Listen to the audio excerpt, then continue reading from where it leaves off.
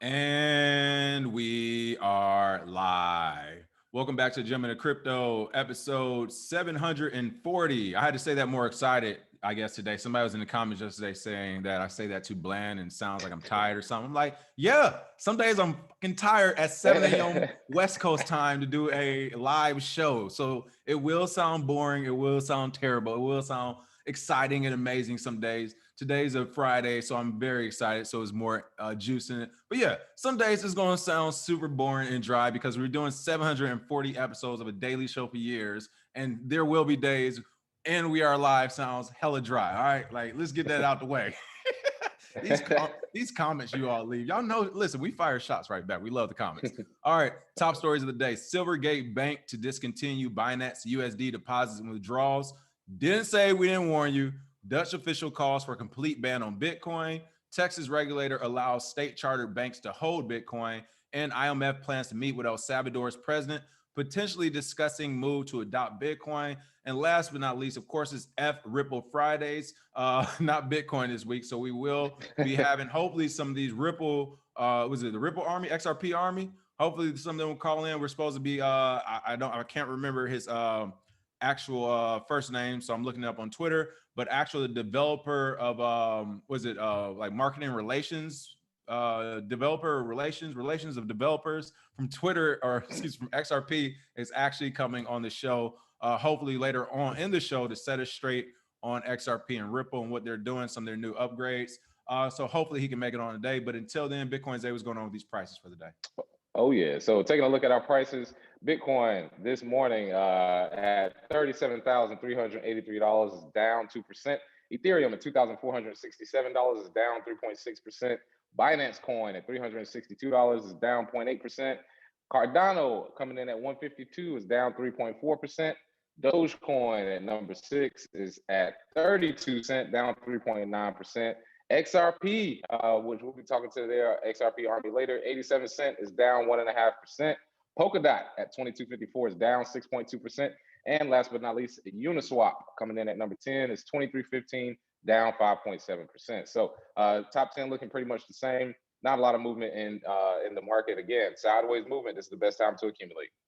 There we go. There we go. And his name is Matt Hamilton at Hamilton. So shout out to Matt. He reached out to us yesterday. He was like, hey, I think it's some things you guys might be a little off on. I would love to come on the show. Of course, I welcome him on. He's the director of developer relations. I don't know why I can't talk today. I'm sorry. Director of developer relations, Matt Hamilton from Ripple XRP, said he will be making it in hopefully later on in the show. So shout out to Matt for coming on, hopefully, and having this conversation with us. We definitely look forward to you can make it today. I know you're busy. All right. Top story of the day, people. We have to talk about this as I pull up the comments. I want to make sure we get some shout outs. But top story of the day, Silvergate Bank to discontinue Binance USD deposits and withdrawals. Like literally, people, we mentioned this. I don't know if it was the beginning of this week or last week when I did literally the first 10 minutes of the show was like, yo, I didn't even have stories for it. It wasn't even a headline. I had Reddit articles or I had Reddit posts open up, and I was like, I don't know if you all have caught on to this like I have, but something is going on with Binance. Something isn't right here. I don't know. If some people were in the comment section, they didn't believe me what I was saying, but it looks like this is actually true. Bitcoin say, what are your thoughts? Oh man. So according to this email from Binance being circulated Thursday on Twitter and Reddit, like you said, starting Friday, any USD deposits and withdrawals through Silvergate Bank will be discontinued. And the reason we were able to predict that is for the simple fact that even though Silvergate Bank does business with exchanges, with crypto exchanges, we knew there was some things going on with Binance. We have reported the story that they had to answer for money laundering, for AMC, KML things, and then also just the complete ban of people from Binance, moving them to Binance.us. So I always knew it would be something fishy there. Indeed, the bank went so far as to tweet that Binance.us is a customer in good standing and active participant on the Silvergate Exchange network. But again, that funding option is gone for now. It's unclear what prompted Silvergate to end the service. But again, if they would have just asked us a few weeks ago, we could have told them. If they're getting you out of their bank, they already know something's coming. And if investigation is all that needs to happen. You don't even have to be guilty. Just investigation. Just like a professional sports player, you can get accused of something, and then they'll drop you from the team. Not even, you don't even have to know if you did it or not. Right. That's enough for them for Silvergate to drop them, and they got other customers. So we'll see how this plays out. And for those who missed it, like I said, I think it was last week. For those who missed the show when I was speaking about Binance, the biggest red flag to me, which is why I said, hey, something is going on. There's a problem. First of all, there's two things. When I'm having issues in the crypto space, people, if I know for myself, if I'm having an issue, a lot of other people are having an issue, period. Because I actually know how to circumvent these issues and solutions, whether it's contacting support or doing things on my own or making sure they don't even happen, right? Like, I feel comfortable enough to maneuver around this space without having any issues on these platforms. So again, when I have an issue, the reason why I get like my red flags go up because it's like, yo, this is happening to me and I can't figure this out. And not saying I have the most resources or anything like that, but I have a decent amount of resources and things to get done. If it's happening to me, I know it is happening to the new crypto user going out there joining these platforms. So the biggest red flag to me was about a week ago, I went on Binance and I tried to sign up for a new Binance account. Not even nothing crazy. I literally tried to sign up for new Binance accounts and it just wasn't working. I wasn't getting the emails. They weren't coming through. So I started thinking, of course, hey, if the emails aren't coming through, how are people even logging back on? I couldn't even log back on the old accounts. So of course, I go to Bitcoin forum, I go to Reddit. Let me do my own research, as we always tell people. Start Googling, start DuckDuckGo, whatever. Figure it out. I saw the Reddit post. I saw all these different forums, and everyone had the same issues the last 4 days, the last 30 days, the last couple months. Everyone was like, hey, something's going on with Binance. I can't log on and access my funds. Some people are like, I can't even log on to start a new account. The same issues I was having, people were having, but the funds was the biggest one. There were people saying we cannot log on to access our funds, and support hasn't reached back out to us for weeks. People, that means you're about to die. That means the exchange is on its way out. Like, it's on its way. It's on its way. And I think actually what prompted that too, for me at least as well, the reason why I was trying to go on Binance, because I was trying to make some stupid plays out here that I needed those type of exchanges to go to for a moment. Bitcoin, I think, had dropped to like 31,000 or something like that. And that's when I kept saying, this is Bitcoin, this is cryptocurrency auditing exchange. Whenever it's at its all-time low, or whenever it's in a big dip, or is that an all-time high, that is your chance to actually audit an exchange to see if they have the money they say that they have. And clearly Binance is going through some things. Now, fast forward a week later, and literally a top headline in CoinDesk is talking about Silvergate Bank not thinking about it, but actually discontinuing Binance USD deposits. Why would a bank, right now one of the strongest banks in the crypto industry, they want to do business with everyone. Why would they choose not to do business with one of the largest crypto companies out there, period, on the planet? It makes no sense for a bank to stop doing business with anyone. We know that. I mean, JP Morgan said, hell, put the cocaine on a shipment. We don't care, all right? They're not going to not do business. So banks are going to do business with people. And for them not to do business with the largest cryptocurrency company out there, one of the largest out there, that's a very telling thing, especially after I just had those reports last week. This is scary, people. And Binance might be on their way out. One of the things I said last week is like, don't get it twisted. They had a good run. Bitcoins, they correct me if I'm wrong, but what I said was that most exchanges are actually operating like entertainers and athletes. They only get 2 to 3 years max before it's like, all right, time to take you out back. I don't know what do you know. Yeah, same thing. They did it to Poloniex. They did it. That was most popular, gone. BitMEX, most popular for years, gone. Binance, most popular, and right now they're going through troubles. Coinbase, they went public, and we just talked about the story yesterday. Their shares may go down to less than $100 at some point. And that to me is the death of your exchange. Is nobody takes it serious, and I think it's more of a concerted effort to get people to use centralized exchanges. Even though Binance is, doing whatever, at the end of the day, it's another choice of another place that I can move my money. If they don't operate good, people leave, and that's basically what's happening. And yeah, you're right. You got about a 3 to 4 year window. You better make the most of it, because once the federales show up, they definitely are trying to shut that down. They don't want competition. That's how you get rid of competition. It's not surprising at all. And what's crazy is, as you just mentioned, and even the article mentioned specifically, this is all against Binance, not Binance the US, not the ones that's playing ball. So it is very interesting to see that as well. I'm glad you pointed that out. Get some quick shout outs first. Level 99 Slacker, that's a hilarious name. I love it. Thank you for the tip. Reuters article from yesterday. IMF sees legal economic issues with El Salvador Bitcoin move. Oh, yeah, we will be talking about that for sure. We got to talk about that. What's going on, Miriam? Law Thumb Saber, Sierra, DM Car, Chemo, and Crypto. I just invited XRP Warriors to join the chat, but they won't be here. Oh, yeah. Ah, XRP man. Army, come out. But This and is not your just the time. XRP. Like, to be clear for all the new people here, because we get new people all the time. We're happy about it. We're excited. But it's a couple quick things we got to go over. First quick thing. We're both in our 30s. We're not changing for the most part. This is what it is. If you don't like it, you should probably leave because you're not going to change this in the 9th inning, especially for free. So it's probably not going to happen. Right. Second Not thing, at all. I had somebody tell me, why do we use foul language to describe the show? why Bitcoin is Fridays. every country in the world bombing somebody? Why is all the countries? Yeah, what are you talking about? We worried about foul language here. We talking about changing the world. Starving kids out there. What are you talking about? Yeah, Starving kids. yeah. Like, Who this is cares different. about foul language?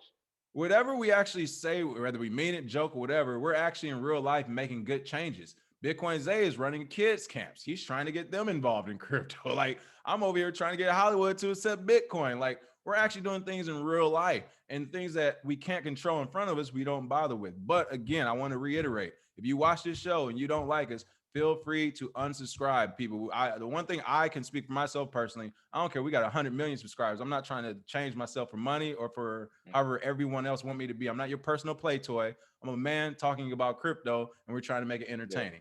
Yeah. Or another suggestion, it's a little X in the top left of go your ahead window. and click that. If you click that X, all your problems will be solved. I promise you. All your problems solved. But I'll tell you what, Bitcoin Zay, you can feel how you want about us when we making Binance calls 2 weeks before Silvergate Bank and CoinDesk release stuff. Hey, ain't nobody else doing it. Ain't nobody else doing close. It. So there, you can feel how you want to feel. Yeah. Speaking of that, and same with the El Salvador, we'll be talking about that. But first, Dutch officials call for complete ban on Bitcoin. That is right. Dutch officials are in the news. The Netherlands must ban the mining, trading, and holding of Bitcoin because it doesn't meet any of our 3 functions of money, and it's handy for criminals, one Dutch official argued. This is why these fucking people. Yeah, this is why we use profanity. This is why we get aggressive and get upset, because if it's not people like us out there talking about this and causing noise and making all this about, making a fuss about it, then these people will operate with impunity. They will actually do this and you won't hear about it. You'll just see it happen. You'll wake up and you'll be like, wait, Bitcoin is banned in the Netherlands? How did this happen? Why wasn't there a news show to tell us about this? While El Salvador adopts Bitcoin as legal tender, one Dutch official blasted the cryptocurrency, calling for an urgent blanket ban.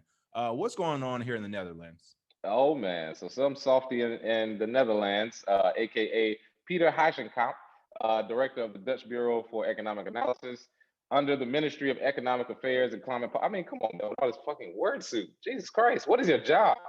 He published an essay saying the Netherlands must ban Bitcoin. In line with the essay's title, he lists a wide list of reasons why they shouldn't do it, and they should have a total ban, mining, trading, and holding Bitcoin. And he says it has no intrinsic value. Its only value is because others may accept it. Well, my brother, welcome to what money is. That's the only thing that gives money value, is that when I give it to you, you can give it to somebody else. And of course, people who basically go against Bitcoin, they talk themselves into a circle. They basically end up describing what's wrong with our current money system. He says the crypto doesn't fulfill any of the 3 functions of money as a unit of account, means of payment, and store of value. Of course, that's not true either. He also cited common anti-Bitcoin arguments such as security concerns, risk of fraud and scams, and then, of course, that is useful tool for criminal actors. For one, it's extremely easy to find a criminal who uses Bitcoin. So that one's gone. Risk of fraud and scams. Where's all this help coming from when people were getting scammed out of BitConnect or out of USI Tech? There was no investor protection there. And then security concerns. You would basically have to harness the power of the entire sun, and you would have to have money to do it in order to change 1 bit from 1 to 0 or from 0 to 1 in the Bitcoin blockchain. So that's impossible as well. Very secure. So again, these people don't know what they're talking about. They're just it's like little kids. They don't get their way. So it's like, please ban it. But that's not gonna happen, especially if they do ban it. The price will actually go up because prohibition does not work. Yeah, it's crazy to see that. Let's see. I was over here. I'm over here in the comment section trying to do the show too at the same time. It's hilarious. You pretty much covered it. As you said, it's not going to work. But what's the good thing is about it is wherever country bans it first, like there's going to be, I think there'll be a slight dip and then an aggressive pump. Like, it'll Yeah, be like like that's about it. overnight, like 14, 16%. People like, oh my God, what just happened? And then like 3 or 4 days later, it's like, you know what? All right. So you mean it's even more valuable because it's illegal? All right. Mhm. Criminal's going to criminal. I guess we're going to keep selling this bad boy.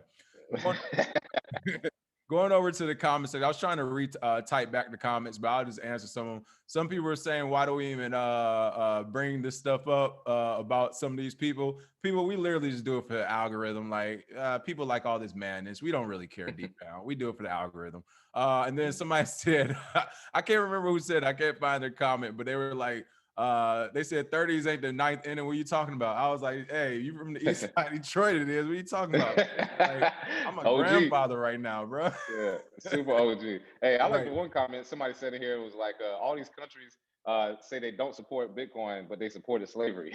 Yeah, it's true. I mean, but honestly, just look at the people that don't support Bitcoin right now. Make a list of them.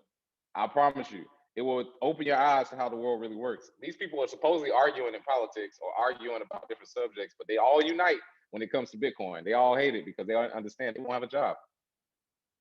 There he is. Funkin' Monkey. Hey, welcome to the show. I usually listen to guys on the podcast when I'm working, but I took Friday off so I can sit and watch you live. Listen, we're going to make sure it's exciting today. I see the chats. People are saying basically FXRP, Stream Team memes is saying XRP Army hold the line.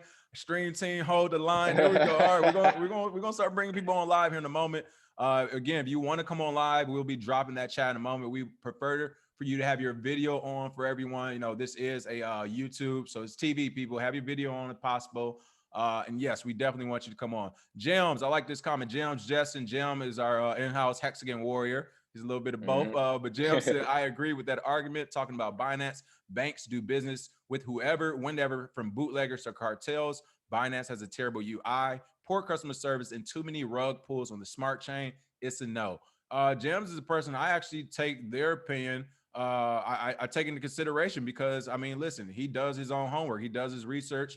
And whether we agree or disagree with him on some things, at least he's out there again doing the homework on it. So I definitely give his thoughts some consideration as well. And shout out for the tip as well, just Captain Mexico, much appreciated, much appreciated. All right, IMF plans to meet with El Salvador's president, potentially discussing move to adopt Bitcoin.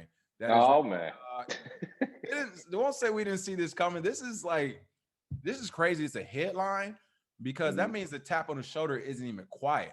It's like, no, the IMF want the world to know, yo, we about to go holler at them. Oh yeah, this is like going to the local store and say, hey, the mob boss is going to take a walk around and make sure everybody's paying their due. Serious, this is just like that. The International Monetary Fund has previously spoken out against smaller nations like the Marshall Islands recognizing a digital currency as legal tender. Wonder why smaller nations? But again, they said El Salvador's recent decision to make Bitcoin legal tender in the country may raise legal and financial concerns. Watch the playbook here, people. They're about to run the play in front of us. And in a Thursday press briefing from the International Monetary Fund, or IMF, spokesperson Jerry Rice said the group was already in discussions with lawmakers in El Salvador over a loan to support the country's economy, having approved emergency funds related to the pandemic last year. People, what this line actually means, and it's crazy they're actually coming out and saying that they're doing this because they want other countries to take heed. This is essentially what this conversation is about is, hey, we gave you money last year, so we don't even know why you're doing this for more money. And we have this money we were going to give you this year. And actually, we're going to give you more now. The only thing we need you to do is not accept Bitcoin. Like literally, that's about to be the conversation, people. That's why they're bringing up funding. It happens in the United States pretty often. Whenever state governments get into it with the federal government almost always comes back like, fine, you guys can do what you want, but your roads are going to suffer, your schools are going to suffer, and all this other stuff that you get from federal funding will suffer. That is a playbook of politicians here in the states. And sometimes states, you look at Texas, the Nevadas, the Floridas, they like, hey, all right, F off. We'll do it on our own. Yeah, I was just about to say, Texas like, cool. Yeah. I wonder where I'm going to get this oil money from, though. Take it away. You got to take it away. Oh, yeah. Yeah, well, again, they're having a meeting with the president, Nayib Bukele, today, and implied crypto would be a likely topic for discussion. Yeah, right, likely. That is the discussion, because if they're going to give you, which they're saying right now, they were planning on giving them over $1 billion as far as funding. If they take that $1 billion and buy Bitcoin with it, I mean, there is nothing the IMF can do at that point to basically return those funds or to, get it back. So they are coming through, like we said, like the mob boss, walking through the neighborhood to make sure all the businesses are paying their money. And there's one business owner that said, hey, you know what? I'm tired of using you all's currency. I'm gonna use my own.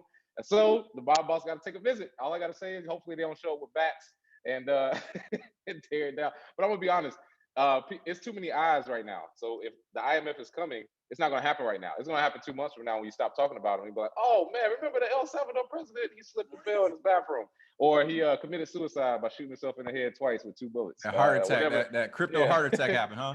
Yeah, exactly. The Gary Webb special. But I'm not surprised that they're meeting with him because again, they have to flex their power. They cannot just let this happen. And again, people, if Bitcoin is legal tender, no more capital gains. They just lost a bunch of money on Bitcoin, a lot of these countries, because they were just expecting to get capital gains tax from it. But as soon as it's legal tender, that's over. So I wouldn't be surprised if Jerry Rice goes down there and kind of gives them the nod, like, you can do what you want, but you know the outcome. Listen, first and foremost, I just want to make sure we're clear about something. The only Jerry Rice I respect catches Hail Marys 90 yards down in the end zone. All right. Other than that, I don't even know what we're talking about. For those who aren't from the U.S., that's an American football joke from a great receiver. But you can see here, this was interesting to me. And again, people always say, like, what value is this show? What do you got? Why is it important to cover the news?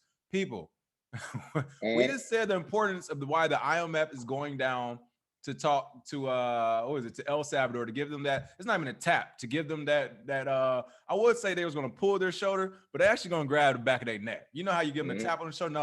He's going to come down there and grab the back of somebody's neck. Yeah. Like, come on, I need to talk to you about something real quick. Bring your ass.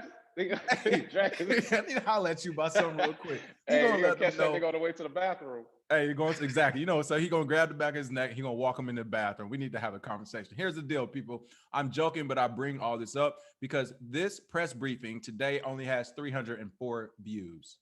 I know it just came out, but it only has 304 views about what an international regulator is going to do to the first country ever to accept Bitcoin.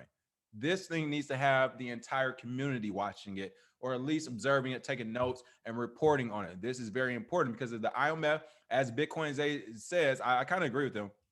I don't think they're going to do anything in the short term, too many eyes, but I think they're going to say something. I'm going to watch this. I think throughout it, he's going to make that statement where it's just like, you don't got nothing to worry about now. Yeah. hey, like I said, somebody commented too. I was just about to say, the CIA is already there. They took the first helicopter as soon as the news. they already were there to begin with. So the IMF doesn't have to do anything. They could just, again, give them that strong conversation and then say, all right, nothing to worry about. Just keep it going. Yeah, you're gonna mine with volcanoes, sure. And then right, sure, hey, yeah, love it. Listen, love the enthusiasm, kid. IMF and some of these folks work. Look, they might mess around and be like, yeah, we'll help you with it. Yeah, for sure. Let's send some people over. Yeah, we'll send some people over to help you out. Yeah, okay. Yeah, they can meet you at your house. Yeah, like the mob boss. I'm gonna send my nephew to come work in the shop with you, just to make sure everything's all good. Yeah, okay. Come on, bro. We see it.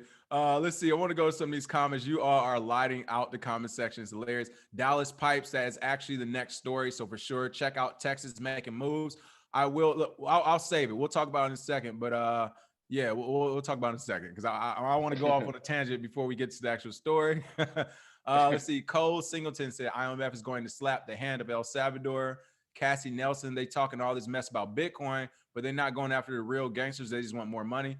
As always, people, it's kind of like when you see some of these people, these pedophiles get their prison sentences that are short, or rapists get short prison sentences, or murderers get short prison sentences. And then you get like a non-violent offender to get in there. But wait. You gave him 15 years for weed? Like, wait, what are we doing here? Yeah, it's the same something thing. Is off. Yeah, something is off. Let's see. What's going on, Deion Smith? Rahani New Orleans says DeFi equals freedom. I'm with you on that one. Let's see. Geechee was saying stop. Yeah, somebody's in here spamming Picoin. Tell them to come on the live, man. Yeah, come on the live, man. Come on the live. Tell us why Pi isn't a scam.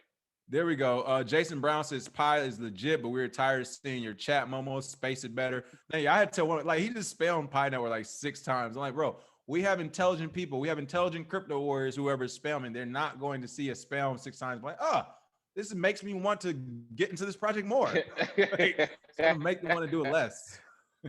Let's see. A couple more quick comments before we get to this last story and start taking calls. Mr. Gamble, the Prince, 1993. They didn't give a damn about El Salvador until now.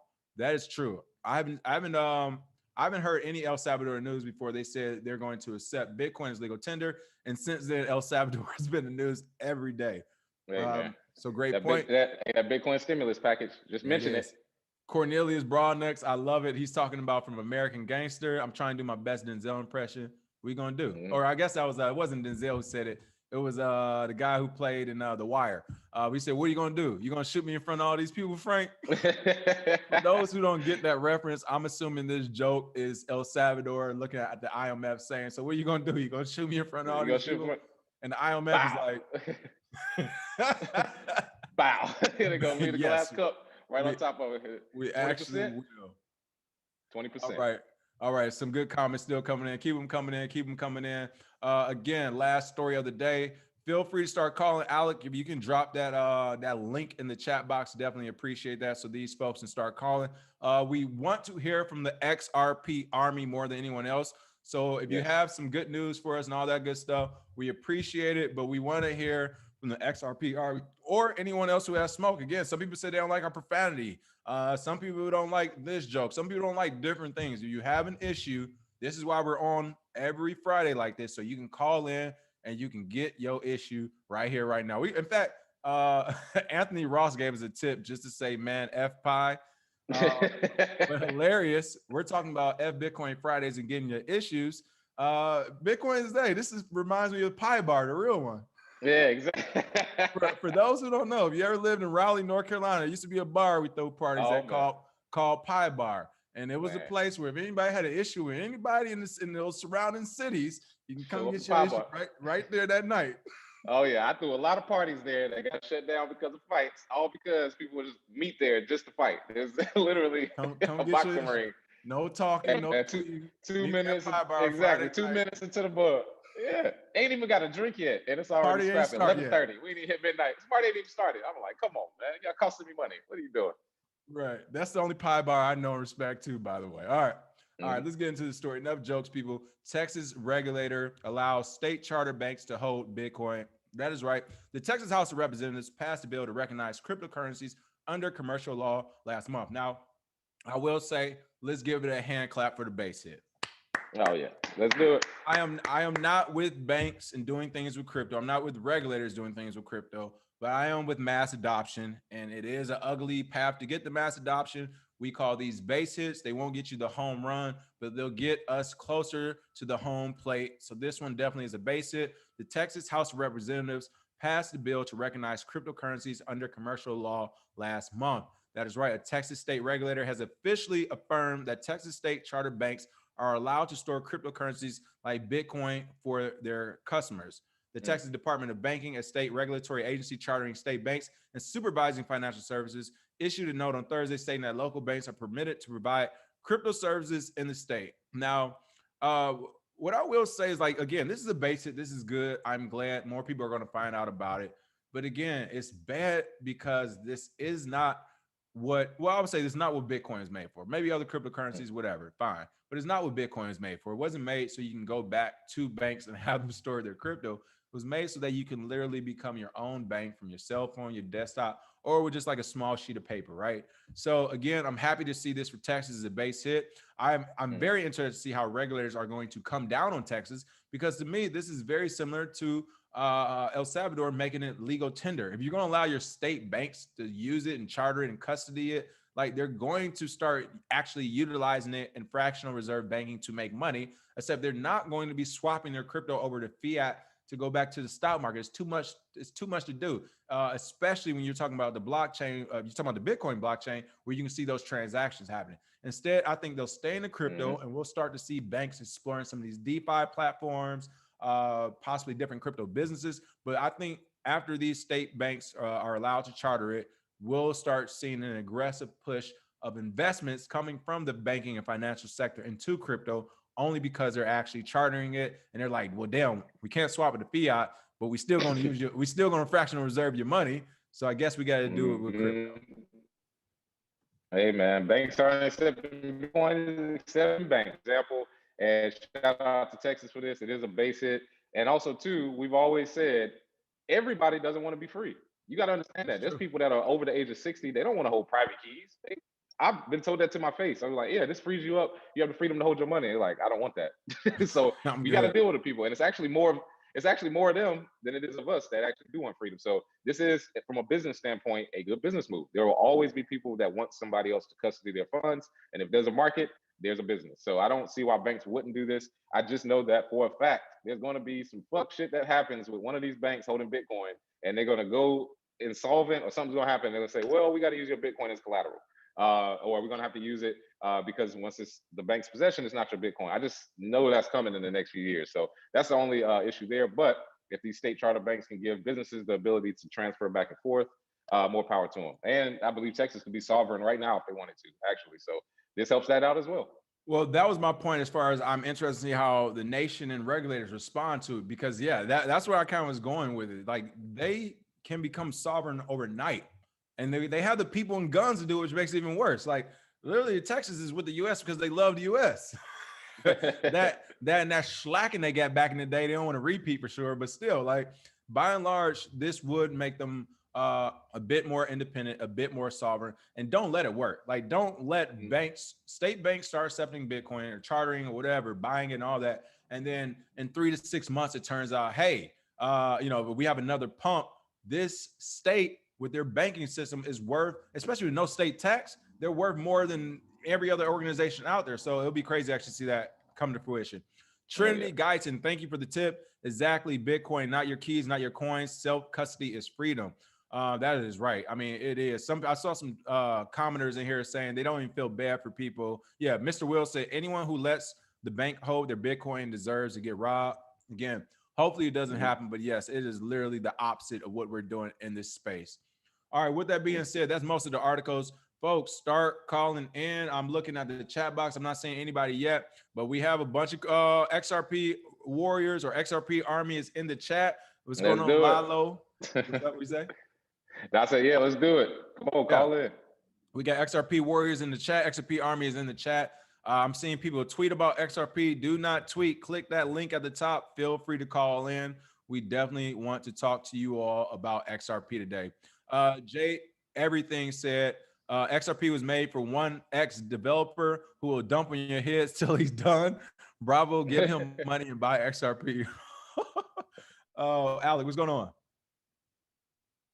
Boom, we got Reginald in the waiting room. Reginald, come on live for sure. And of course, when people come on live, just give it a moment. Sometimes it takes a second for the audio to sync, that Zoom audio calling in. Oh, is this Reggie from Charlotte? Hey, you know, it's about to be like one of them old movies.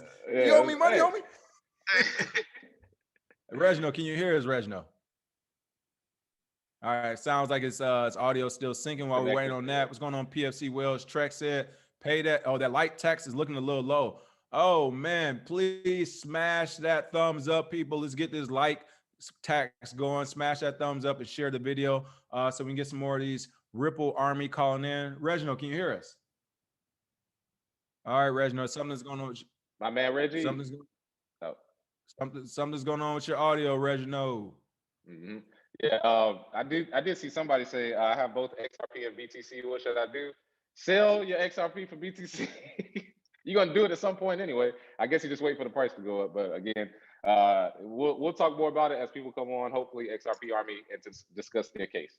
Yeah, Reginald, you might need to log off and try to log back on. That might work a little bit better. But while we're waiting on him, what I will say about this, okay, so let's talk about XRP in general and our thoughts on it, because some people, for some reason, like, I don't know, some people are like, you guys are only Bitcoin maximalists.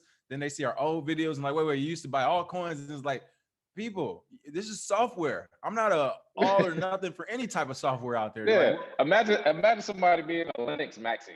Like, that's my point. I'm not joining the gang. I didn't join it when I was younger. When they threatened me with violence, I'm not joining nothing now as a grown-ass adult. I have 95% Bitcoin, but I'm an educator. We're educators. We do the news. We got to know about everything. So I'm not joining the gang, man. As much as y'all may want to, most of these people have never been a part of a group. So this is the first time they feel some sort of community. I got family. I have friends. I don't need y'all. Like, what are y'all talking about? I was good by myself before, good after. So yeah, I'm glad you brought that up. I'm glad you hit on it the way you just hit on with being said like that, because that's the way it feels to me. People are like, are you a Bitcoin maximalist? Oh, do you do altcoins? Or do you Ripple? Do you do this? It's like, I do them all when they make sense, and then I do none of them when they don't make sense. Like, it's that simple. It's just Yeah. so happens that Bitcoin has been making sense for a very long time. Now, a commenter, I will say, a commenter did make a great point. They was like, if Ripple XRP was so big, it wouldn't be in the top 10 for all these years. Now, I did say that was one of the best points I've actually seen being made for it, because it has stood against the test of time when it comes to the top 10. So shout out to that comment in of itself. But for those, again, who are new here, who don't know about our history, altcoins, Bitcoin, all that, for one, I've said many times, like, I think when we started the show back in 2017, we said Ripple had 3 to 5 years to trade, was tradable for 3 to 5 years. We said 3 to 5 years because we said by that time, while the word CBDC wasn't out, we knew they were trying to establish some type of dollar coin or Fed coin or something. We said by that time, it should probably be out, and it would be in direct competition with XRP, which would make XRP obsolete. That was our primary reason of saying that.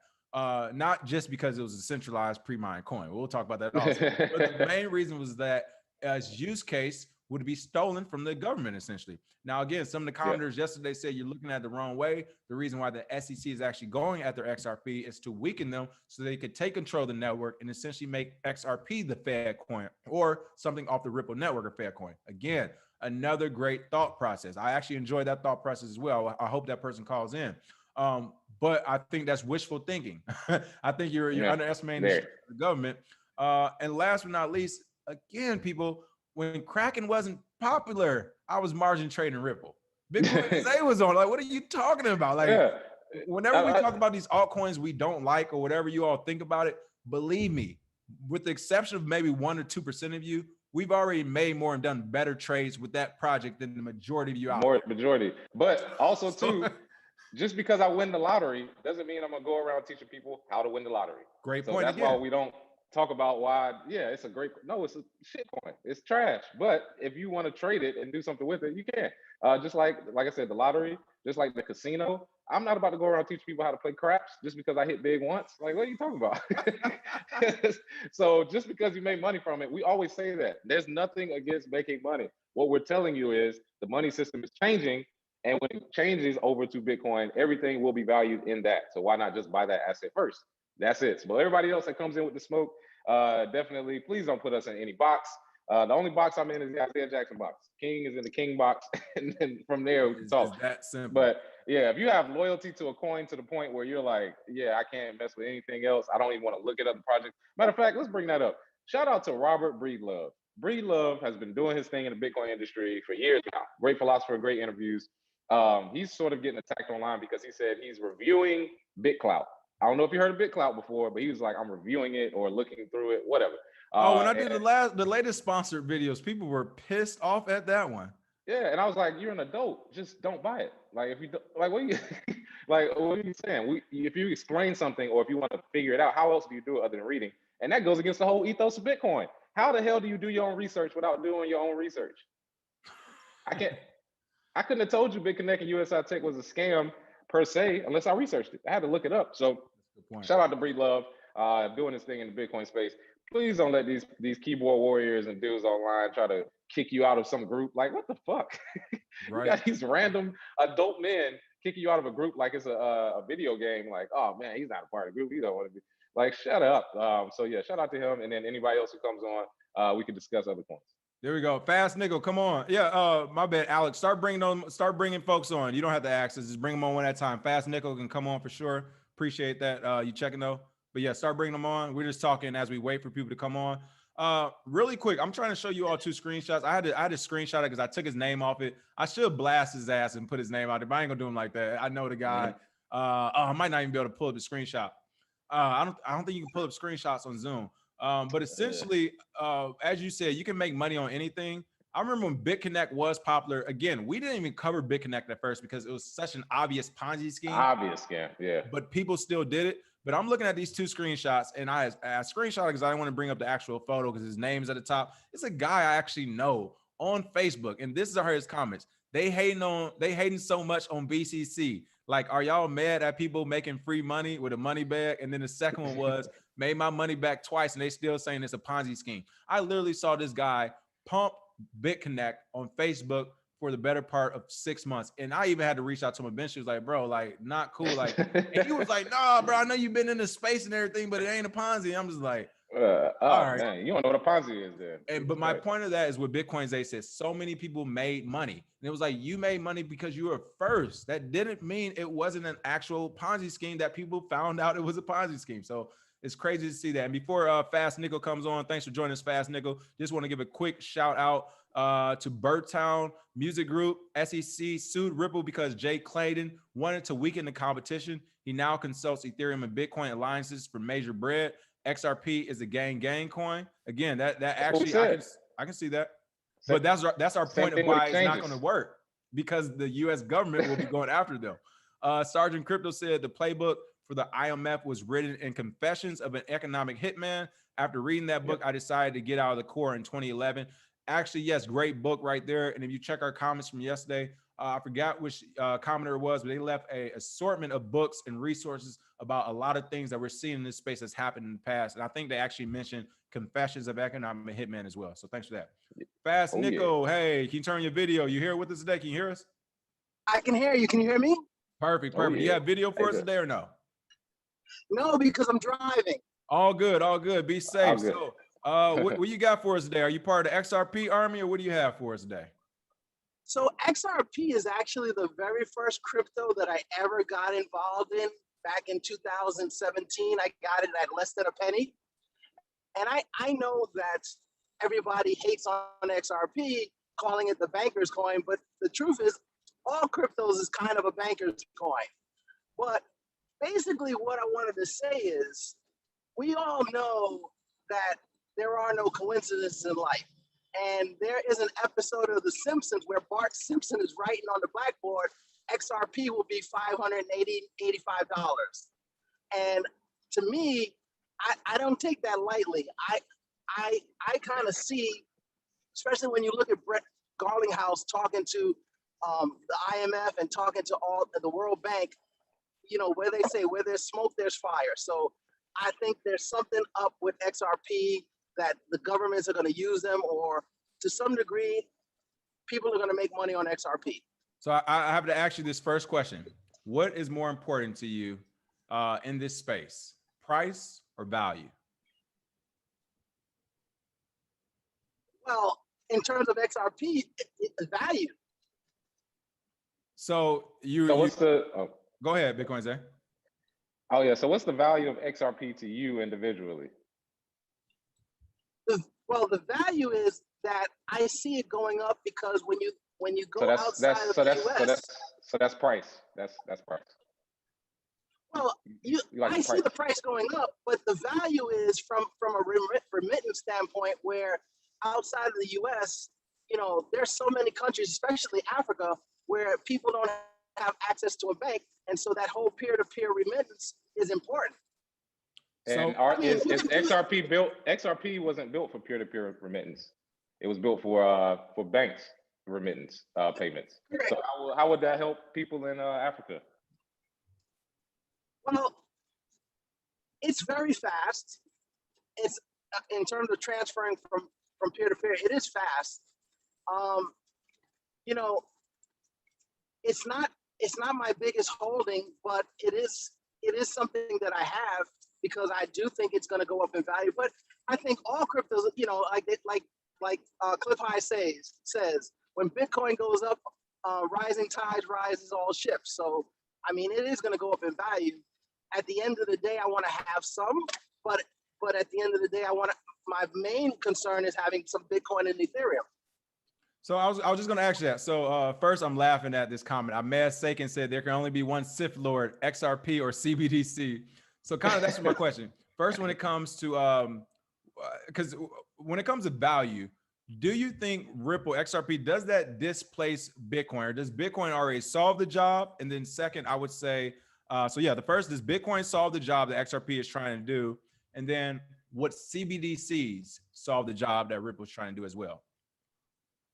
So I don't think Bitcoin solves the job, because as everybody always says, it's a store of value just because it's too slow. So I think Bitcoin serves a different purpose. But as you guys have said with the CBDCs, you know, the governments know that they can't put the cat back in the bag, so they want to get involved some way, somehow. And so the CBDCs are going to play a part.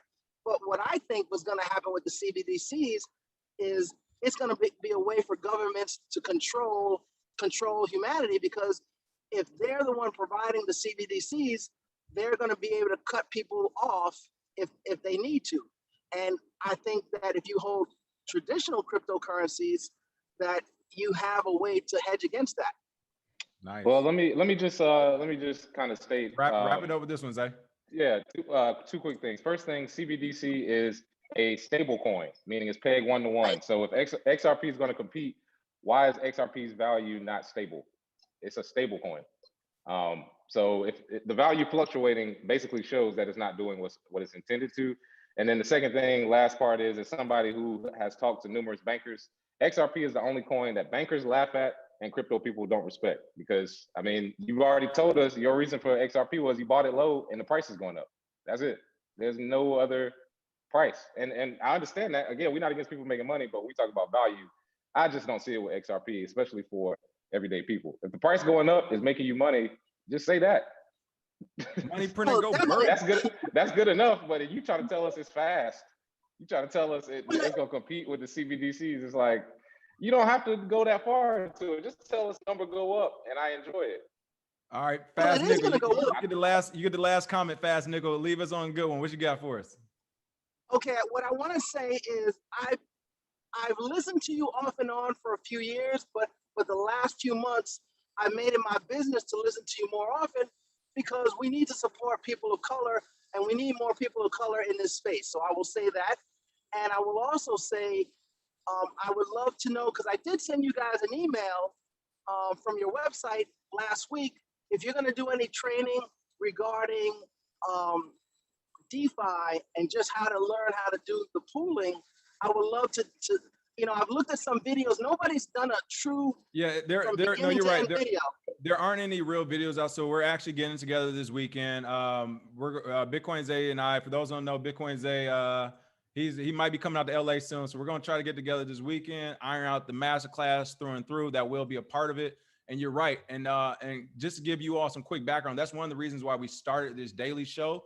It's because myself, one of the reasons why I was delayed in getting into crypto, you know, I first heard about it in 2014. I was on deployment. I was scared to use my computer to look up Bitcoins. They were talking about dark web. And I'm like, look, I'm on a military deployment. They would lock my ass up for real. So, I saw some of the stuff, but again, I was scared to look some stuff up. And then stuff I saw, I did not understand. It wasn't until 2 years later, Bitcoin Zay hit me up in 2016, or excuse me, he made a message about Bitcoin. I hit him up. We started talking crypto. And in 2017, the reason why we started the show is because I'm like, hey, the literature is still bad. It's like, I was like, I got 2 college degrees. I know how to read and comprehend. And the literature was difficult to understand. There weren't any video resources out there. Like, this stuff was difficult. So we started doing these videos. And the same thing with the DeFi Masterclass. We're seeing it again right now, where it's like, yeah, I've seen 2 or 3 good articles. I think CoinDesk does a good job of covering it, as well as Sean, I think Adams from Bankless, that newsletter, he did a good job of DeFi. But by and large, the videos are lacking. I saw one French video do a DeFi video, and I saw somebody else from some other country do it. So we're with you on that. We're working on it, and hopefully in the next week or so, we'll have it out for you. Awesome, because I've told people you need to find a way to be independent of the system. Exactly. When you look at what they're doing, they are trying to make you, man. You need to be as independent as you can. All right, hey, Fastnickel, we got to get you out of here because we do have 2 more, and it looks like the developer from XRP is here too. So we're going to get, Ben has been waiting, so we're going to get Ben on next. And then Matt, we got you right after Ben. So Matt, if you can just be patient for a couple of minutes, we definitely appreciate it. So yeah, we'll get Ben on, and I think Matt will be our last caller. He'll take up the brunt of the time, folks. He's actually from Ripple XRP, so we'll have him on last. And really quick, Trinity Guyton, thank you for the tip. Trinity said, "Don't bring Africa into this Simpsons argument." Bitcoin with Lightning for remittances. Nigeria is providing this case. I actually saw an article for Nigeria come out today talking about that, so for sure. Right. Okay. Perfect. All right. Ben. Oh, Ben just left. I think Ben was like, "No, put Matt in here." Okay. So I want to actually make this introduction proper. We have Matt Hamilton, Director of Developer Relations at Ripple XRP, here with us today at Hammertoe. He has a huge Twitter following. They literally were jumping down our throats yesterday when they found out Matt was coming. They was like, "Hey, Matt, go set those boys straight. We are here for you." Without further ado, let's welcome Matt Hamilton, Director of Developer Relations at Ripple. Thanks for coming on, Matt. We appreciate it. Hey, folks, Thank you for back. Thanks for having me on. No, for sure. All right. So first and foremost, Matt, how much time do you have? 5 minutes, 10 minutes? What are we looking at? I got as long as you want, actually. I think. Let me just double check here. I think. Well, yeah, I've got an hour. So cool. All right. We'll just go and see what happens. Yep. First and foremost, the reason why you hit us up is because, yes, we did do a clickbait article. We mentioned it at the top of the show. We was like, we had to get you all in here, and we knew we would trigger you all, and it worked. But we have you here. So first and foremost, let's talk about the most recent article. You all are making these, what is it, federated side chains they're going to be called? Yeah, indeed. So, yeah, tell us about it. What are they? Okay, so the idea behind federated sidechains is that the XRP ledger, like the Bitcoin blockchain, is a public ledger, right? Anybody can see anything on it. It's decentralized. It's run decentralized governance. Anybody can like submit stuff to it. Anybody can transact on it. But if you want to make a change yourself specifically, you've got to get the approval of the whole network, right? Or 80% of the network in order to do that, right? So if you are, for example, a bank or a company that want to run your own, the canonical example here is a CBDC, right? You want to run a CBDC, then you don't necessarily want to issue that on the main network and have all of your transactions on the main network, right? So you can run a separate ledger, and then basically the federator connects that separate side chain to the main network and can then pass transactions between them as necessary. And it's the same as if you think about the internet, right? Like the traffic from like my computer to my printer or to my Wi-Fi or whatever doesn't go out into the rest of the world. It stays in my house, right? Your network stays in your house, but we can communicate across to each other via the routers that we have that connect us out to the internet. And it's the same kind of deal, right? It's the same kind of deal. So it's not about scalability in terms of performance. The XRP ledger is already very performant. It's been tested up to about 1,500 transactions a second on chain. Off chain, you can go millions of transactions a second. The XRP ledger has payment channels, which it's had for like 4 or 5 years now, which is like what Lightning's trying to do now. That can like do direct payments between each other at like no cost, right? And then you settle up later when you close the channel. So it's got the performance, but this is more about like flexibility and governance. And if you want to run some like special amendment to the ledger, that you don't want everybody else to have to agree to do that, right? If you want to run something custom, then you can run your own side chain, and then you're in charge of that. So that's how much do the validators cost? The federator, I guess. They don't cost anything. They don't cost anything. Okay, so anybody can be a federator. Anybody can be a federator and connect it up. As far as the main network's concerned, the federator is no different from any other node on the network, right? It doesn't even know that it's anything special. All it knows is you're sending transactions to it and or sending funds to it, and then what it does then beyond there is entirely up to the federator and the sidechain. All right, so I have a couple for you. I have one for myself and then one from our commenters here. The first one for myself is you mentioned governance and voting and all that. Yeah. But when it comes to I'm assuming you get governance from having a node, from running a node, correct? Yeah. Okay, but isn't a lot of that already centralized? No, it's decentralized. Nope. Okay. So there's roughly about 1,000 nodes on the XRP ledger. Of those 1,000 nodes, about 150 are what are called validator nodes. Now, validators are no different than any other node, apart from they publish their votes on consensus, right? And can publish their votes on any amendments that come through.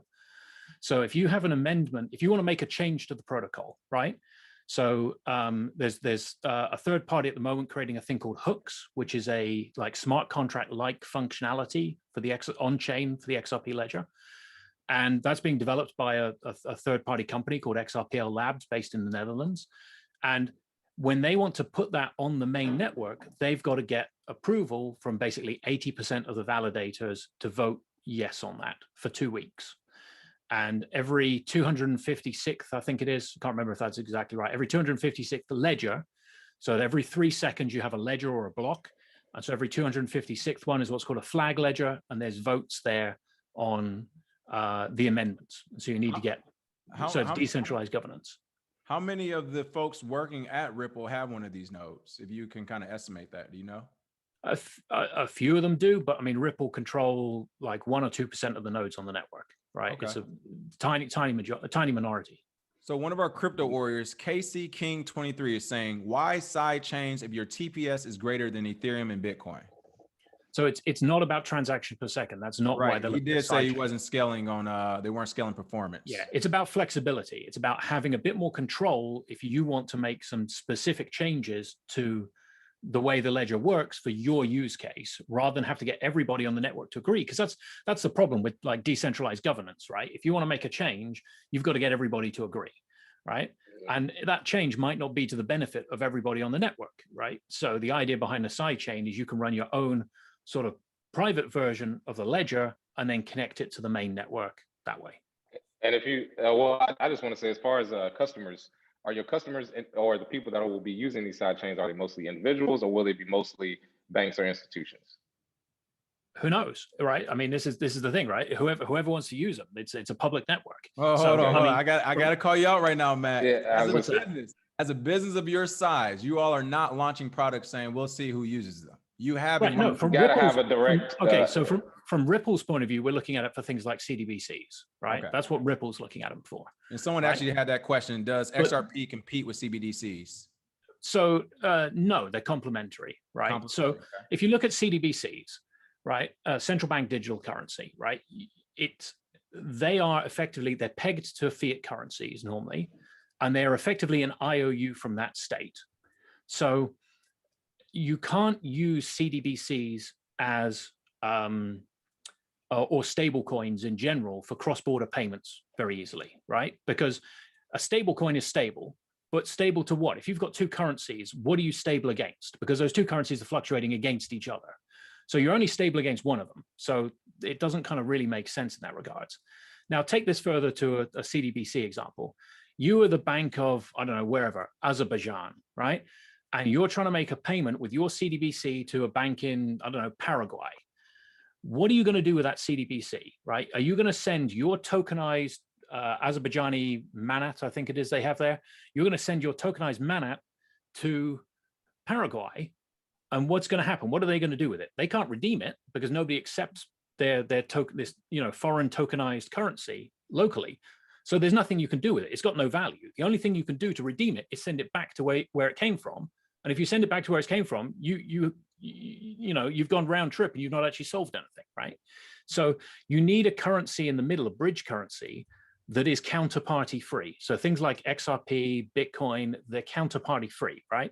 If I send you some Bitcoin, you've got some Bitcoin. If I send you some XRP, you've got some XRP. You don't owe anybody anything. You can redeem it wherever it's redeemable. It doesn't matter, it's not controlled by anyone, right? So that's the idea. So a CDBC, you might have CDBCs at both ends of the transaction, but use XRP in the middle to bridge between them. And that's kind of the point of it. And that's, and that bridge, I know there's a lot of competition for that. What makes XRP more viable than just banks making their own solutions for that bridge? Because that's what worries us. Our main thing about XRP when it comes to the future is that, which we're kind of seeing, people have given us, possible conspiracy theories or alleged reasons why the SEC is coming after you all. And just to be clear, we have said many times on this channel, we do not want you all to lose to the SEC. That is bad for the overall. It's bad for everyone. Market. Yeah, it's bad for everybody. Yeah, but that's the last thing. We don't want to see XRP or Ripple lose to the SEC. We don't want to see that. No company lose to regulators. We don't want to see that. But again, with that being said, as the government, which it looks like is trying to either displace you all or doing something, they mess with you all for whatever reason. We feel like that is the biggest threat and competition to XRP, regardless of everything we might love or hate about it. That seems to be the biggest threat. If a government or if a bank or a private company like the Federal Reserve say, hey, everything these guys are doing, we can just do and cut them off. Like, what right. Well, okay, two things. One, put this in perspective, right? This is the US SEC, right? So the US is okay. It's a pretty big country and it's a pretty influential country, but it's one country, right? Cryptocurrencies are global, and there's not a single jurisdiction anywhere in the world that has classified XRP as a security, right? The US SEC has made the allegation, but nobody has actually deemed it a security. And quite a few countries have explicitly said it's not a security, it is a commodity, right? So on that basis, I think we're in good shape. Obviously, I'm not a lawyer here, and I'll get in trouble if I say. Yeah, we don't have to go too in depth. That's why I didn't go in depth on that side of things. We'll skate around the surface for sure. In terms of like a bank or a company, a government creating their own thing, right? Just replace XRP with Bitcoin and have that same discussion, right? Why would a bank or a country use US dollars, or why would they use Bitcoin when they could use US dollars or euros or whatever, right?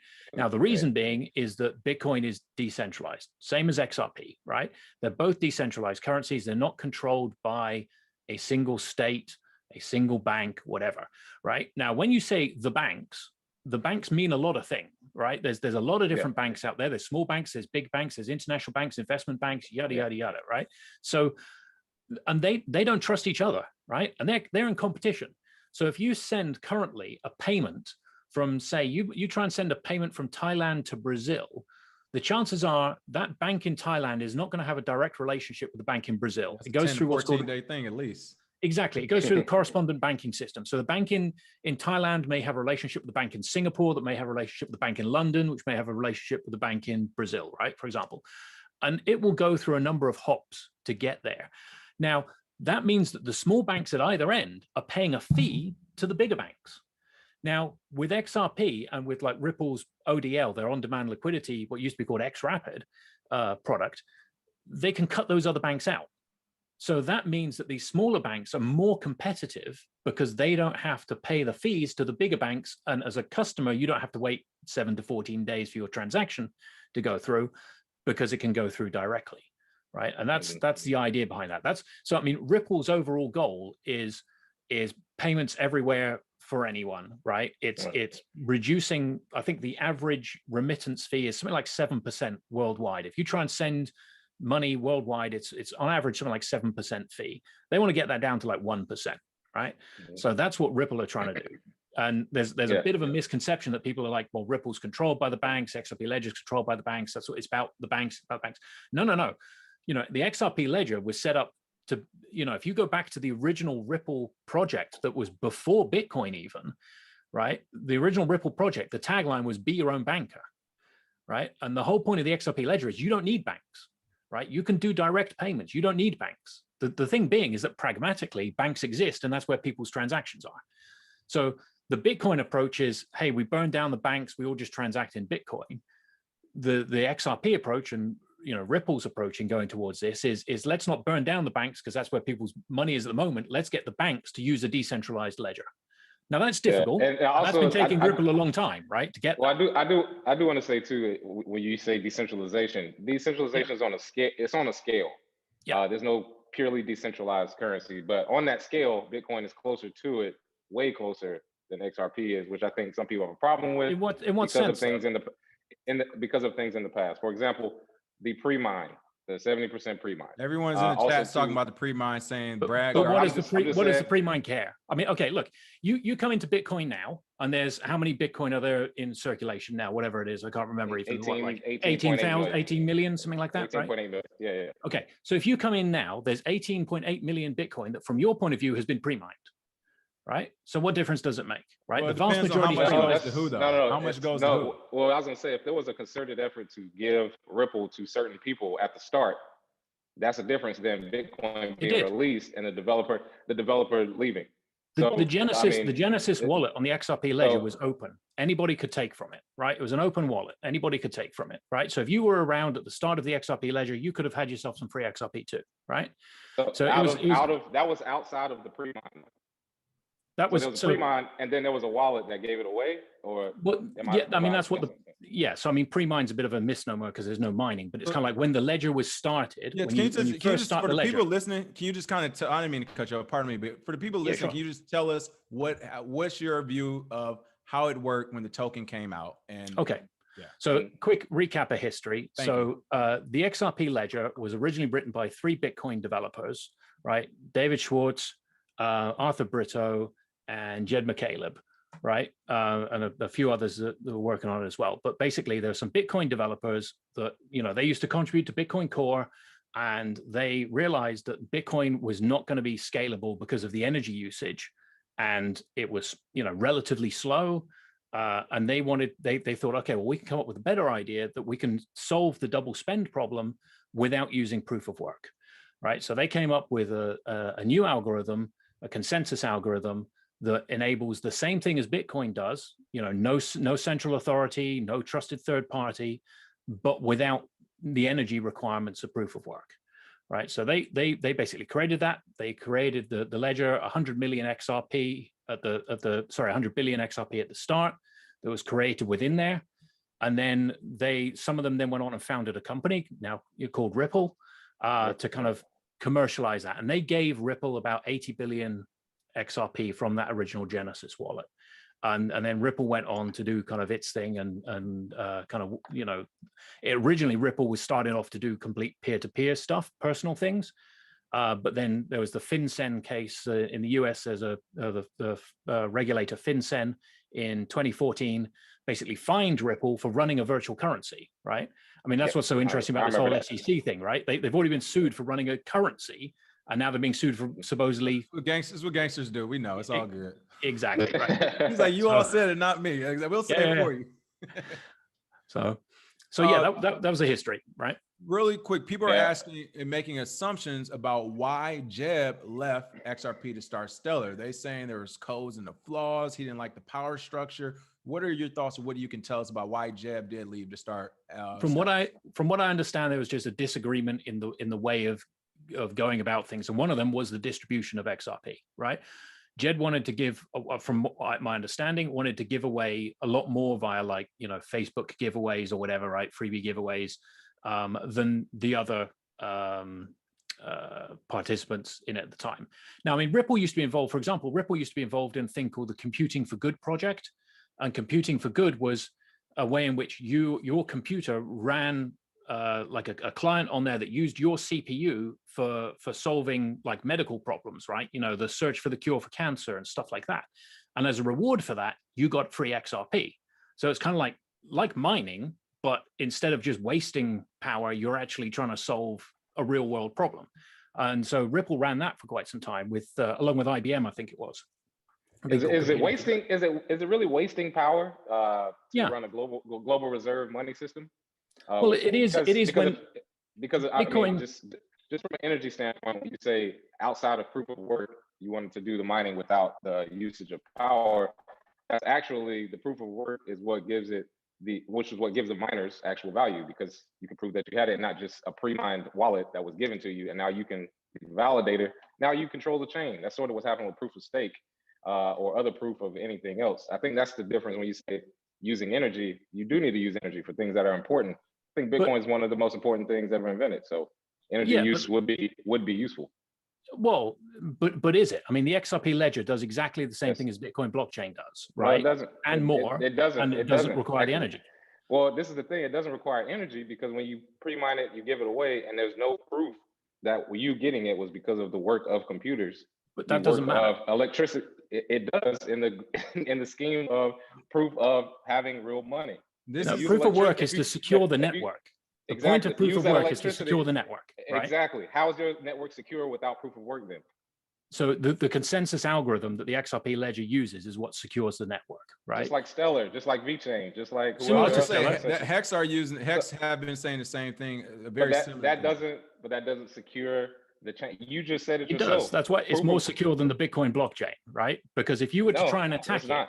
it, If you tried to attack XRP, you could just sue them. how does that affect the network? If tomorrow, if Brad Garlinghouse gets sued, XRP is a security, and you're all found guilty of it being a security, they could just make it up, and then people go to jail. What do you think? I mean, is the price going to go up? That doesn't affect the because of that? network. That doesn't affect the network. The network itself. Well, it does, because then Why? will banks use something that's considered a security? Will they Well, take that? if that China risk? bans Bitcoin, are people going to use it? It's the same argument, right? It's the same argument. No, it's you not. can say the same. No, It because is. If China, No, it is. because if China banned XRP, you would be dead. It's in the same China. thing. They banned Bitcoin and the price goes up. They sued you all, And the price has gone up. plummeted.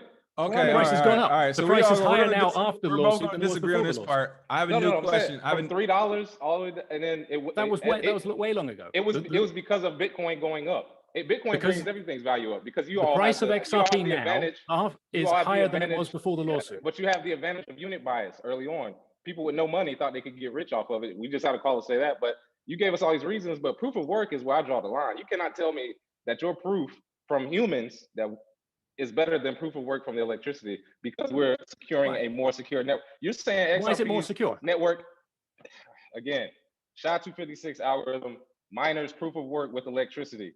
The So actual the XRP actual blockchain uses consensus. SHA-256 too, No, right? yes, but they don't use electricity for the proof of work. That's the No. missing piece. You're using But humans. why does You're using you're electricity make people. it more secure? Because when you give people money and say you make the rules, that's what we have now. When you say use your electricity, anybody can use their electricity. That is what makes it secure. And on top of that, reversing the transactions on XRP can be done with a push of a button. You can't How? reverse them in Bitcoin. Wait a minute. Wait. No. Are you serious? No. Rewind.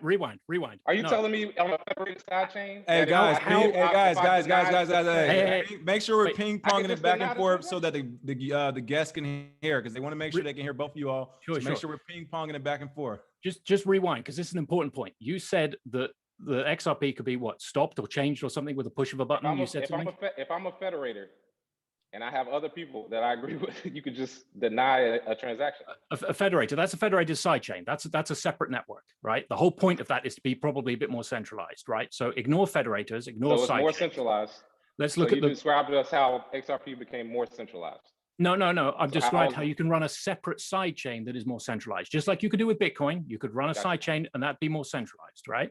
You know, a liquid or whatever, you could make that or something like that that could be more centralized than the main Bitcoin blockchain. Let's stick to XRP and stick to the main XRP ledger. You can't just press a button and change it or stop it. It's decentralized. There's no central authority. The federated sidechain. Forget the federated sidechain. Forget that. Well, that's nothing to do with That's this. what we started off talking about. Right, no, but that's separate. The whole point of the I know. So the whole point is, okay, nobody can stop XRP. The problem, Right. what I'm saying is that because it is centralized and it has It's that not. pre-mine, it's not centralized It's not centralized. all. Okay, It's not centralized. Scale. This decentralization is the scale. Yep. The And scale XRP of is more. The XRP ledger is more decentralized than the Bitcoin blockchain. If you were trying to attack I'm sure you think that. you would have to attack more entities to attack the XRP ledger than you would do to attack the Bitcoin blockchain. If you wanted to cause a double spend or rewrite history, that would be easier on the Bitcoin blockchain than the XRP ledger. All right, so those figures, when I bring those up, what exactly? Because you're just saying it, but I promise you it's not. But okay, you got it. I mean, if you want to defeat the XRP, it doesn't cost that much. Again, like I just said, they could just regulate it to the ground. You are both going to But you could regulate Bitcoin to the ground, right? If your argument, every time they ban it, Nigeria, India, the price goes up. Right, and the same has happened with XRP. The price of XRP is now higher because of Bitcoin's price going up. There is no XRP going up without Bitcoin's price. XRP has outperformed Bitcoin this year, man. Right? Listen, look at the chart. Matt said XRP helps Satoshi write Bitcoin. All right, leave him alone. All right. It went up in percentage. So did Hex. It's still Bitcoin. We got I agree with you on that one. I agree with you on that one. It's still no use case for it. All right, we got questions. Everyone is excited about this conversation. Everybody's been waiting on it, and it's happening. This is what we expected.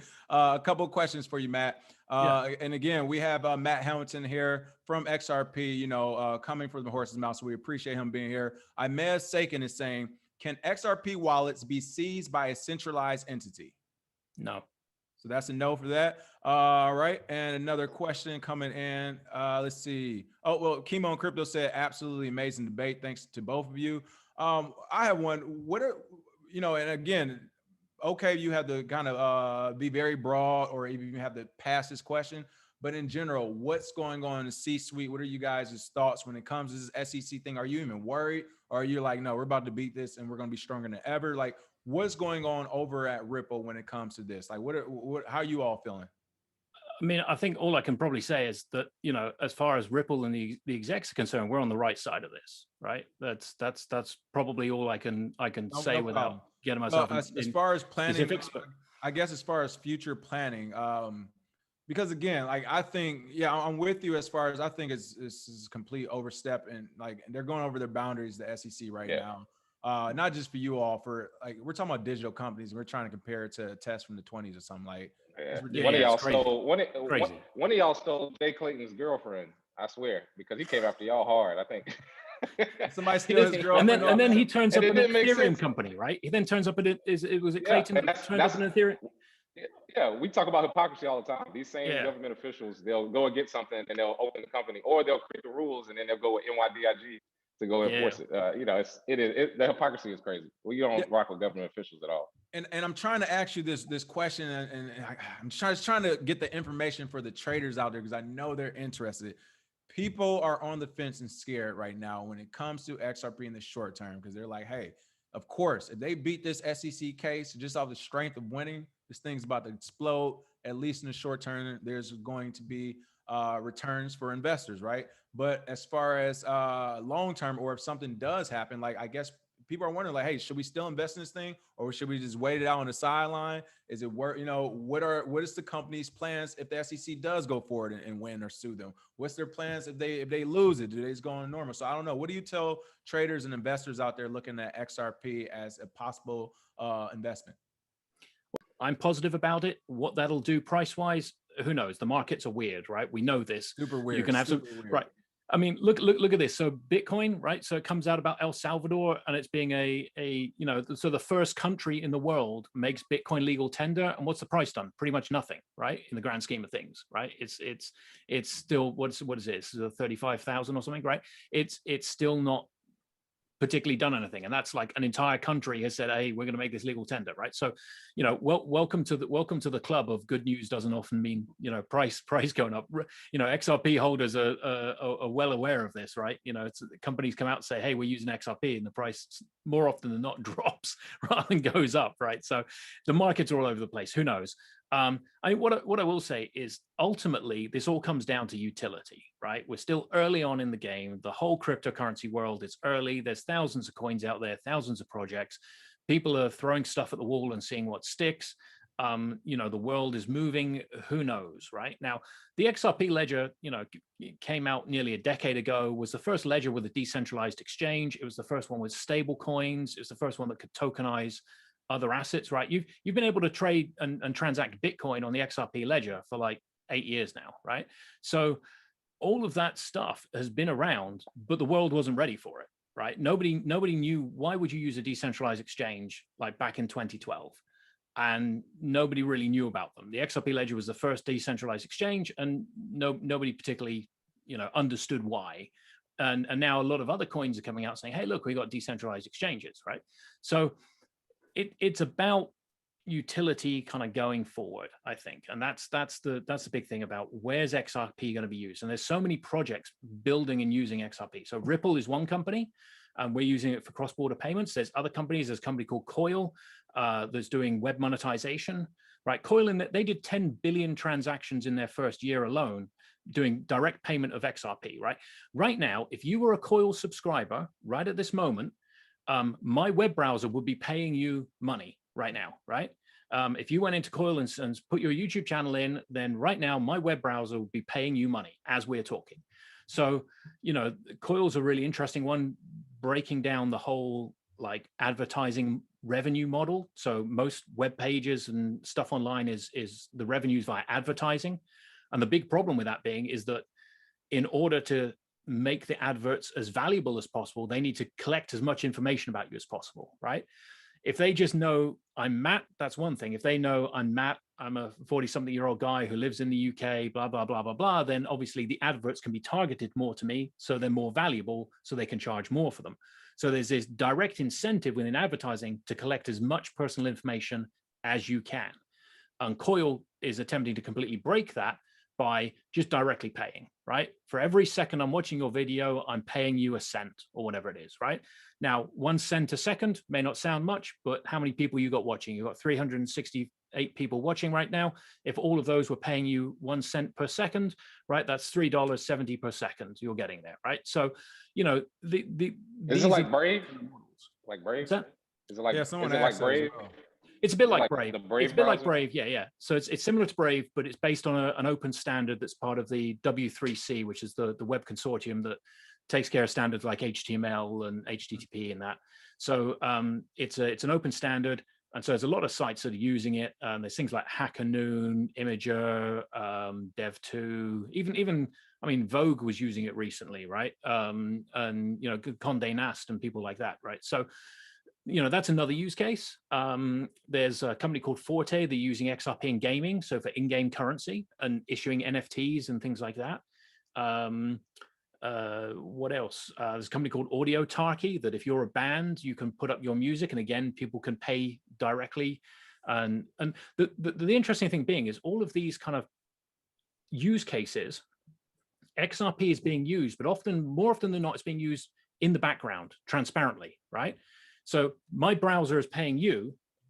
I don't even know about it. I don't even necessarily care whether it's in cents or XRP or whatever, or whether you're receiving it in XRP or Bitcoin or dollars or euros or whatever. It doesn't matter. But XRP is being used as a transmission layer to transmit that value from my browser to your browser. But ultimately, the more successful it is, the less you're going to see it, right? It's so transparent. It's like you don't know. Can you tell me the name of the company that supplies the water pipes that connects the water up to your house? No, right? But there's a company there that does that, and they're probably fairly valuable, and they provide a valuable service to you, but you don't know the name because, hey, you know, for a large part of the world, you know, water being piped into the house is no surprise, right? So it just works, and you just expect it to work. And it's going to be the same with the Internet of Value. So this idea about being able to move payments and value around as easily as we can information. And so that's where the future of this is, right? So, you know, at the moment, it's like Bitcoiners are like, we want to buy Bitcoin. We want to spend Bitcoin. We want everybody to use Bitcoin. Whereas like in the XRP community, a lot of it is more like, we just want to send you payment. And if it happens to be via XRP, then it's via XRP. But, you know, let's just use whatever mechanism you're used to using, but it's XRP underneath that makes it faster, quicker, and cheaper. Last couple of things where, you know, definitely want to be respectful of your time, Dan. I appreciate you being able to come on. One thing, person asked about Codius. You all do anything with Codius? So Codius is a smart contract platform that Ripple created quite a few years ago. So you might not know that back in the early days of Ripple, so some Russian guy called Vitalik Buterin turned up at Ripple and said, "Hey, man, can I intern with you?" And he used to like sleep on the Ripple CTO's couch for a few weeks, trying to get a job there. And unfortunately, he couldn't get a visa, and the US government wouldn't give him a visa. So he left and then went and started Ethereum. But at the time, him and the CTO, Stephen Thomas, were talking about things like smart contracts. And Ethereum went for on-chain smart contracts. Codius was off-chain. And the reason being is that Ripple was saying, well, there's not going to be one token that rules the world. So if we take this off-chain, then we can connect it to Interledger, which is one of the other protocols they're working on, which allows like coin agnostic movement of value. And then you can use any currency to pay for it. So rather than having to use ETH to pay for your gas for your contracts, you can on Codius, it's like you could use XRP or Bitcoin or ETH or US dollars or whatever you can transact using Interledger to pay for the contracts. Now Codius kind of took a back seat because they needed to get Interledger working first, and then get Codius back up again. But the Interledger Foundation, I think it is doing some more work on Codius at the moment. So I think that may start to come back at some point. All right. And so I have one more question. I'll let Zay end it after that. And then Matt, you can have the last comment to close the show for sure. One thing I will say before the question though is, if possible, people in the chat box are asking about this. I was already thinking about this when we were messaging yesterday. If possible, we actually just should do a whole show on this topic. You know what? If you all have someone you want to send over, you can have stream in. We'll set it up one of these days. But Sure. right now, the chat box is sounding like yourself and Zay. So I don't think there's been any agreements henceforth yet. So we definitely want to have XRP back. If you all want to come back, you're more than welcome to bring somebody. But the question I have, so here's my thing. Bitcoin goes, let's say Bitcoin goes to whatever, $100,000. Ripple gets to 10. Well, I want to say, let's say Ripple gets to $1,000, right? XRP gets to 1,000. Bitcoin gets to 100,000. How, for you personally, would you start selling your Ripple? Would you take profit? What if it gets to, like, let's say it gets to $1,000 a Ripple XRP, 10,000 XRP. Would you sell some and take profit? I would do. I'm human, right? So I'm gonna be off buying things if that happens. Yeah. And a lot of people, that's their thing when it comes to not just your project, some of the other projects where they may feel that some of the people involved in the project already have a higher stake than others, is that when it comes to Bitcoin, if Bitcoin goes to $100,000, or let's get even crazy, Bitcoin goes to $1 million, I personally wouldn't sell it. Like, I may at the very least, like, just, you know, I don't have a lot of debt and all that stuff. So I don't know, maybe say pay my rent for a year, but I wouldn't want to sell it. I would want to keep the Bitcoin in Bitcoin. So my only question is for Ripple holders, XRP holders, would they actually want to keep their XRP if XRP started going to 1,000, 10,000, 20? Would they say? I wouldn't be selling all of it, but you know, I would take some profit. Yeah, but I wouldn't be selling all of it. But I mean, the thing being is, okay, with XRP, same as with Bitcoin, right? There's always somebody who's going to have more than you, and there's always somebody who's going to have less than you, pretty much, right? Okay, there may be one person out there who's got the most Bitcoin. I don't know who that is. That'd be interesting to find out who's got the most Bitcoin. I think we all want to know that, Matt. So let me know. That'd be, I'm sure they're. We'll work on that together. That's a side project. Yeah. They're hiding very well with a couple of very burly guys standing near them. So anyway, but there's always somebody who's got more than you, right? There's always somebody who's got less than you, and the price can always go up and the price can always go down, right? You say, okay, so what if it goes up to this, right? Rewind, go back to when Bitcoin was whatever, $1, say, right? And you say to the people there, hey, look, if Bitcoin gets to $100, what are you going to do, right? Honestly, you tell me. People not going to say, if it gets to 100, I'm going to sell a bit, right? Or if it gets to 1,000, right? So you got $1 now and it's going to be 1,000. What are you going to do, right? Everybody's human, and I don't think there's people, unless they've kind of like forgotten about it and just not done anything with it. That's a hard temptation. And Charlie Lee couldn't hold out. I would say, I would just say a lot of projects have that same ethos. Like I said, just to end it here. For me, I would just say we have fundamental differences because, again, at some point you're thinking of selling. For me, I'm not thinking of selling at all for the next 100 years. So I think that's the fundamental difference. And then also, as far as centralization, there's no Bitcoin CEO. There's no director of marketing for Bitcoin. There's no XRP CEO, man. And yeah, I mean, the Ripple XRP split kills me because they're like, it's not. Ripple XRP are different. Oh, okay. Well, the company with the entire treasury and XRP is different. Yeah, okay. So they don't make any decisions. They don't have anything to do with it. Nothing. Okay. But again, Ripple has employees and XRP is your main holdings. So either way, it doesn't matter what you say. It's different. You work in concert. So that's our only thing is fundamentally, I'm looking at changing the money system and you're looking at creating something where you can turn it back into fiat. I'm good. Unless you turn in that XRP into Bitcoin, which again is, my argument is that I hold Bitcoin too. I know you do, but what I'm saying is just fundamentally we have a difference there, which is fine because again, like that's why we have the thing being is people. But the fundamental difference at the end of the day, all roads lead back to Bitcoin because if you sell your XRP at some point, what are you selling it into? Back into fiat or back into Bitcoin? Okay, so I'll start by saying I don't believe you, right? In that you're saying that you want to change the system and you're going to hold your Bitcoin for the next 100 years. Well, one, you're going to be dead in 100 years, right? So let's hyperbole, right? Okay. Semantics. Come on, Matt. Yeah. But what I'm saying is, wealth. How are you going to change the system by just holding it? How does that change anything? If you just hold it, let's say everybody, nobody, if nobody sells, we're not going to have a debate, Zay. Let him have the last one. We're going to leave on this one. You got the last one, but he just asked me one quick question. How do you change it by holding it? By creating it, it'll be the hardest money ever created if nobody wants to sell it until it is so valuable that the medium of exchange era brings us to Satoshis. That's where prices go down. That's where we solve the problems in the original white paper. It takes time, Matt. You're right. And It then takes you time, sell it, but and then you sell it. So all we're talking about is timescale. No. You don't sell it. You never have to. If you need cash, you use it as collateral. If you want to spend it, well, it doesn't have to be as sold for Satoshi. cash. You can sell it for your rent, or you can sell it for your fuel. What are you going to do with it? Just sit on it? No, you're going to use it to buy things. Yes, no. Peer-to-peer cash. You're going to use it to buy things, right? It's like a house. If you have a house as collateral, you never sell it, but you can get a loan off of it cash-wise if somebody needs a business loan or if somebody needs a private loan. Totally different thing. But again, we disagree. We're not going to agree. I mean, we're just not, which is fine. You can go with XRP, which is cool. But yeah, I mean, glad to have you on. And again, glad that you are standing firm. I would rather you standing firm with XRP than these people that are Wayfair that won't make an argument either way. So yeah, appreciate you, my brother. And Matt, you have the floor to get your messages out, and you can wrap us. So I appreciate that. Sure. Okay. So yeah, I mean, the main thing I want to say is that one, yes, XRP and Ripple are differently, as Zay said about, there's no XRP CEO. There's a CEO of Ripple. They're a company. But let me let you into a little. I don't know whether I should say this. Maybe I will do. Okay. Tell us. Working in Ripple, right? Working in Ripple. There's people in Ripple like creating new projects and products and stuff like that, right? So there's people within Ripple building stuff.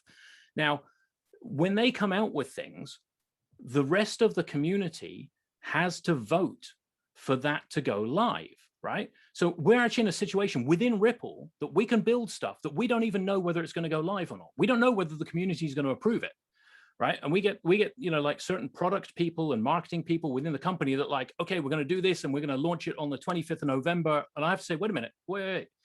We don't know if we're going to launch it on the 25th of November. We can put it out for vote, but it could be that it comes back and they say no, because I mean Ripple's only got like 6% of the vote on the ledger for changes. So Ripple and XRP are very different, right? The XRP ledger runs independently of Ripple. Yes, Ripple have a lot of influence. Yes, we do a lot of development on it, et cetera, but then so does whatever Lightning Labs on Lightning, so does Blockstream on Bitcoin or whatever it might be, right? But they are independent. And XRP is used for a whole range of things, not just for banking. That's, so Ripple's use cases, cross-border payments and that. But the point about XRP is it's peer-to-peer. It's decentralized peer-to-peer payments. You can use it for whatever, including things that maybe some people don't necessarily like banks, right? And being decentralized, you can't stop that, right? Being decentralized, you've got to make do with the fact that there's good people that will use it and there's bad people, and you can't stop them because it's decentralized. And that's I'll leave it, I think. Nice. And Matt, where can they find you at? You can find me on Twitter at Hammertoe. Yeah, there we go. Nothing to do with my feet. The phonetic corruption of my surname, Hamilton. So that happened. Again, we want to thank Matt Hamilton for calling in today. This is out the blue. He saw our show from the other day and was like, "Oh, I got to come on here and fix this." Oh yeah, this is Matt Hamilton at Hammertoe, Director of Developer Relations at Ripple. Again, thank you for coming on. Bitcoin says, do you have any last comments real quick? No last comments from me. I appreciate it. Enjoy the show, definitely. Thanks for having me on. It's really good, guys. For sure. And again, we definitely want to set something up to have one of your representatives, if not you, come back to the show again so we can actually just make it, a whole day where we're having this discussion, we're fighting and ironing out and figuring out what's next. Because regardless if you agree or disagree with it, again, we saw people in the chat box going both ways. But you all learned something from someone today. So that's the good part, is that we all had a chance to provide some value to you. I wish I saw you on Twitter earlier. I would have followed you on Twitter. Hey, you would have.